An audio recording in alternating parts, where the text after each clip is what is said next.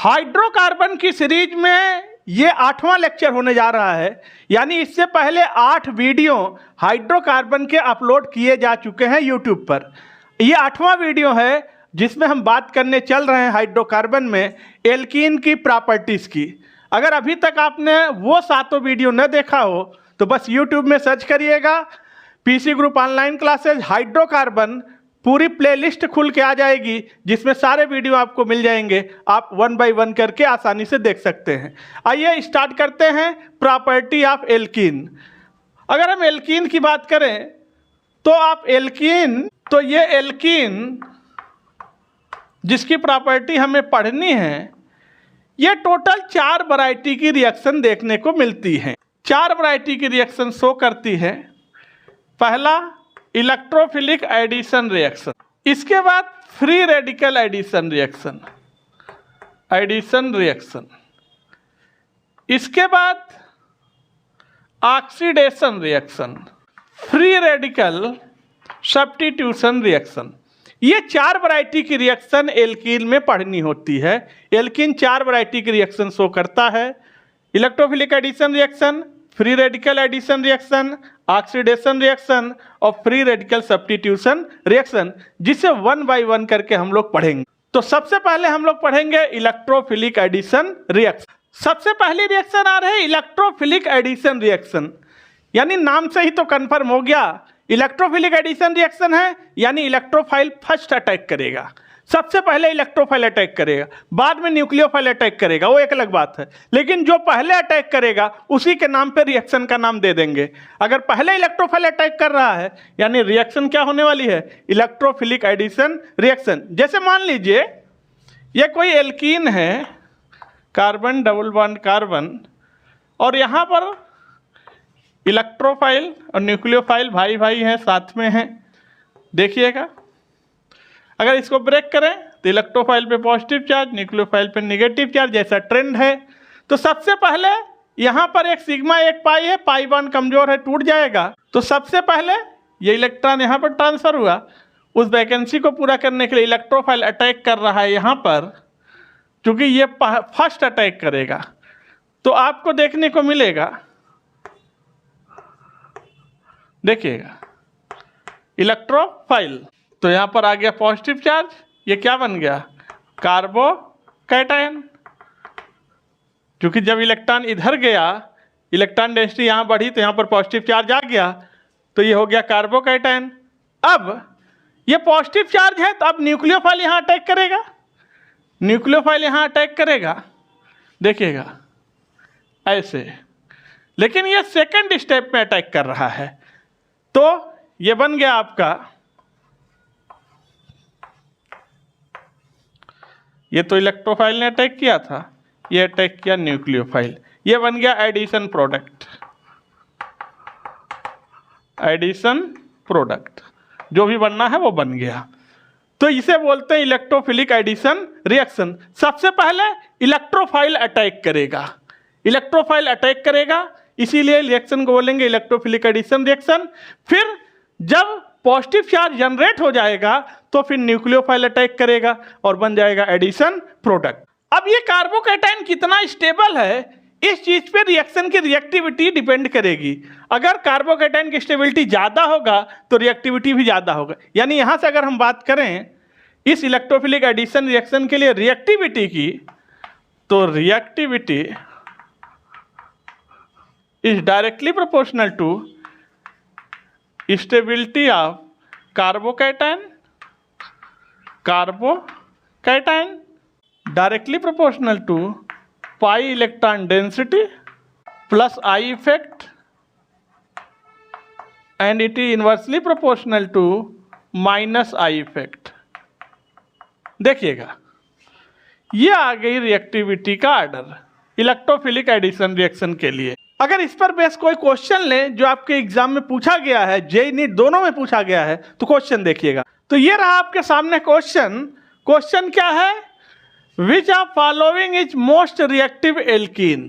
4 alkene आपको दी गई हैं, सबसे ज़्यादा रिएक्टिव एल्कीन कौन है ये आपको बताना है।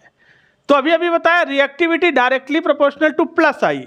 अगर प्लस आई ग्रुप लगा रहेगा डबल बॉन्ड से तो वो रिएक्टिविटी को बढ़ाएगा, अगर माइनस आई लगा रहेगा तो रिएक्टिविटी को घटाएगा। तो सबसे पहले यही चीज़ देख लेते हैं। इसमें तो न इधर कोई ग्रुप है न इधर कोई ग्रुप है, कोई भी न तो प्लस आई न तो माइनस आई, कोई नहीं है।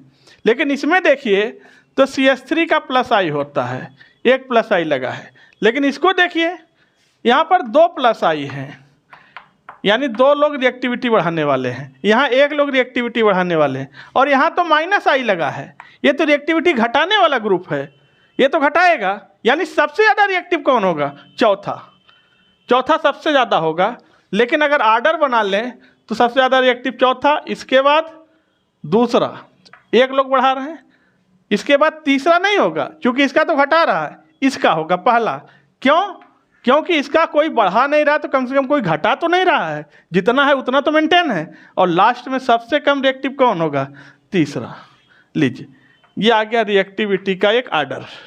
और अब पहली रिएक्शन आ रही है reaction with halogen. Alkene halogen से कैसे रिएक्शन करेगा देखिएगा। मान लीजिए कोई एल्कीन ले लें, ये हमने ले लिया कोई alkene CH2 double bond CH2, इसकी रिएक्शन करा दिया Br2 से CCl4 की प्रेजेंस में। तो ध्यान देखिएगा, एक पाई बॉन्ड है, पाई बॉन्ड वीक होता है, आसानी से टूटेगा। एक Br इधर और एक Br इधर, यानी ये बन गया CH2 सिंगल बॉन्ड CH2, ये हो गया Br, ये हो गया Br। तो ये बन गया आपका इथाइलिन डाइब्रोमाइड। अब ये रिएक्शन जितने आसानी से आप सोच रहे हैं सर आपने बहुत आसानी से करा दिया, ये रिएक्शन उतने आसानी से होता नहीं है। अगर कोई भी चीज carbon carbon multiple bond, carbon carbon multiple bond, इसी को बोलते हैं अनसैचुरेटेड टेस्ट। अनसैचुरेटेड टेस्ट है ये। क्या होता है? कहते हैं अगर कोई ऑर्गेनिक कंपाउंड है उसके अंदर कार्बन कार्बन मल्टीपल बॉन्ड है तो वो Br2 in presence of CCl4 के पिंक कलर को डीकलराइज कर देगा। पिंक कलर को क्या करेगा? डीकलराइज, उड़ा देगा पिंक कलर को। तो हमेशा याद रखेंगे अगर किसी का ऑर्गेनिक कंपाउंड में कार्बन कार्बन मल्टीपल बॉन्ड है तो वो Br2 CCl4 के पिंक कलर को उड़ा के डीकलराइज कर देगा। अब ये रिएक्शन जो आप देख रहे हैं कितने आसानी से हो गया, इतने आसानी से नहीं होता है। रिएक्शन में इंटरमीडिएट भी बनेगा, हाइलोनियम आयन बनेगा। कैसे मैं आपको दिखाता हूँ। तो जब भी आप कोई एल्कीन लेंगे पहले इलेक्ट्रोफाइल अटैक करेगा, एक बॉन्ड टूटेगा, बनेगा साइक्लिक हाइलोनियम आयन। इसके बाद फिर न्यूक्लियोफाइल अटैक करेगा और फिर ये एडिशन जो होगा ट्रांस होगा या एंटी एडिशन होगा। जस्ट एक ऊपर अटैक करके रखेगा और दूसरा नीचे, ऐसे एंटी। तो ट्रांस या एंटी एडिशन होगा। इस तरह से रिएक्शन चलती है। इसी रिएक्शन में अगर हम CCl4 की जगह पर NaOH ले लेते तो कुछ इस तरह का प्रोडक्ट मिलता, Br2 = NaOH। तो अब ये प्रोडक्ट मिलता हमें CH2 BrOH। अब इसके लिए एक ट्रिक याद रखिएगा तो आपको क्वेश्चन करने में आसानी रहेगा। पहले एक कार्टून आता था कार्टम, देखा ही होगा, कार्टम, यानी जैसी एल्कीन वैसा एडिशन। देखिएगा अगर सिस एल्कीन है, एंटी एडिशन है तो रेसमिक मिक्सचर बनेगा। क्या बनेगा? Racemic mixture. अगर ट्रांस एल्कीन है, एंटी एडिशन है तो प्रोडक्ट मीजो बनेगा। ठीक, ध्यान रखिएगा, मीजो प्रोडक्ट। और मीजो प्रोडक्ट कैसे होते हैं? ऑप्टिकली इनएक्टिव, क्योंकि मीजो में प्लेन ऑफ सिमेट्री आ जाती है तो मीजो क्या हो जाता है? Optically inactive. तो याद रखिएगा सिस एल्कीन है, एडिशन एंटी है तो रेसमिक मिक्सचर बनेगा। ट्रांस एल्कीन है, एडिशन एंटी है तो मीजो प्रोडक्ट बनेगा। कैसे? देखिएगा, हम कोई एल्कीन ले रहे हैं तो यहाँ से एक पाई बॉन्ड ब्रेक करेगा तो ये हो गया CH3H CH3H। अब यहाँ पर एक Br लगा और यहाँ पर दूसरा Br लगा और ये पाई बॉन्ड तो अब आएगा नहीं, बॉन्ड तो एक हो जाएगा। तो इसे क्या बोलते हैं? Racemic mixture. कैसा बना? रेशमिक मिक्सचर बन गया। क्योंकि एल्कीन कैसी थी? सिस थी। वही चीज़ था, सिस एल्कीन लोगे, एंटी एडिशन हुआ। एंटी क्या हुआ? एक ऊपर एक नीचे एंटी हो गया, तो प्रोडक्ट क्या बन गया? Racemic mixture. अब जब ट्रांस एल्कीन लेते हैं तो देखिएगा, carbon double bond carbon CH3H CH3। अब रिएक्शन करा रहे हैं Br2CCl4 से, तो इस बार carbon single bond carbon addition होने जा रहा है। एडिशन तो एंटी ही होगा। तो देखिए, एक Br यहाँ, एक Br यहाँ, लेकिन आप इसे ज़रा काटिए तो ये दो प्लेन में कट गया बराबर, प्लेन ऑफ सिमेट्री आ गई। तो अब प्रोडक्ट कैसा बन गया? मीजो बन गया। तो अगर आपको पूरा रिएक्शन ना याद हो तो ट्रिक याद रखो, कार्टम।